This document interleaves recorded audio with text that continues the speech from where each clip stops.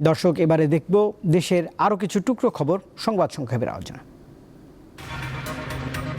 রাজবাড়ীর দৌলতদিয়ায় ৩২ ও ২৬ KG ওজনের দুইটি বিপন্ন বাঘাইড় মাছ ১,১৪,৬০০ টাকায় বিক্রি হয়েছে। সকালে পদ্মা নদীতে জেলেদের জালে ধরা পড়ে ৩২ কেজি ওজনের এই মাছ। এর আগে বুধবার সন্ধ্যায় ধরা পড়ে ২৬ কেজি ওজনের আরেকটি বাঘাইড়। স্থানীয় সরকার নির্বাচন সামনে রেখে নতুন করে ভোটার হওয়ার সুযোগ দিয়েছে নির্বাচন কমিশন।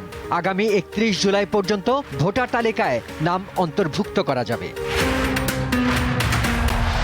ফুটবল বিশ্বকাপে আর্জেন্টিনার জয়ের পর আনন্দ মিছিলের ভিডিও করতে গিয়ে নেত্রকোনায় বিদ্যুৎস্পৃষ্ট হয়ে এক যুবকের মৃত্যু হয়েছে। বুধবার রাত ৩টার দিকে শহরের ছোট বাজার এলাকার শহীদ মিনার মোড়ে এ দুর্ঘটনা ঘটে।